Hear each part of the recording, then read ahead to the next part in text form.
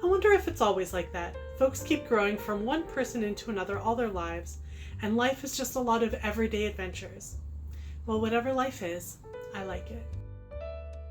Continuing with my read through the Newbery Award winners, today we have Caddie Woodlawn by Carol Ryrie Brink, which won the award in 1936. Carol Ryrie Brink was born in 1895 in Idaho. Both of her parents passed away before she was 10 years old, and she went to live with her grandmother and her aunt on her grandmother's farm. She loved spending time outdoors and riding her pony, and at a young age she decided that she wanted to be a writer.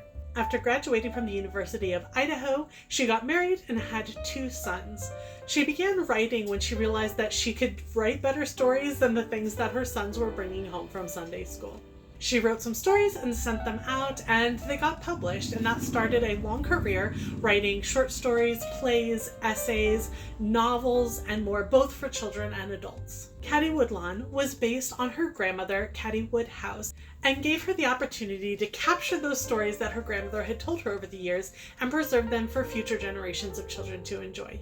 Caddie Woodlawn covers the year of a life in a young girl living with her family in the wilds of Wisconsin in the 1860s. She, along with her parents and 6 siblings, are settlers on the edge of the wilderness. While the book does cover many of the dangers and challenges that settlers of that time faced, it's really focused in on Caddie and her growth and development over that year. Because of weak health as a child and the loss of another sister, her father has insisted that she be allowed to run and play freely with her brothers.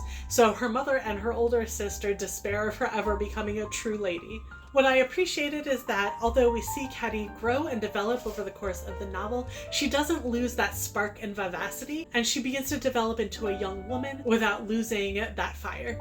A lot of the book focuses on the hijinks of Caddie and her 2 brothers and what mischief they get into together, as well as dangers from the natural world and the world of human beings. In the end, there's a difficult decision that has to be made by the family, and they have to decide who they truly want to be and what they truly want to do with their lives. I really enjoyed following Caddie on her journey. I liked her as a character. She has a strong sense of justice, but she is flawed and human. You can tell that these are stories that have been told and retold and passed down as family lore. There's a realism to the interactions between Caddie and her brothers and the other children and the other people.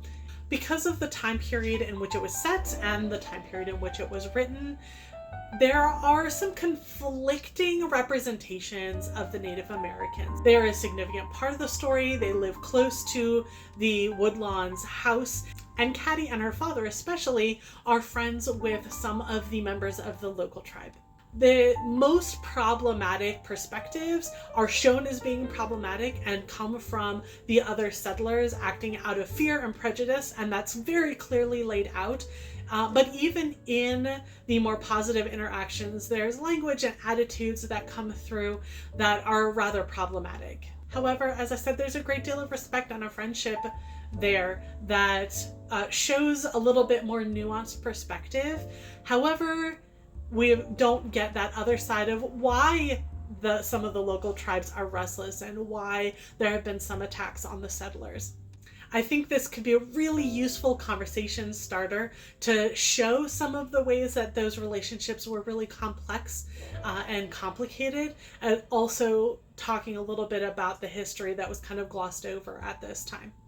As I said, I truly enjoyed following Caddie through her year, and I was surprised at the way that some of the other characters, like Hetty, kind of stole my heart over the course of the story. Some aspects of the book have not aged particularly well, but there is still a lot of adventure and heart, and you can see why this is one of those stories that has continued to be read over the years.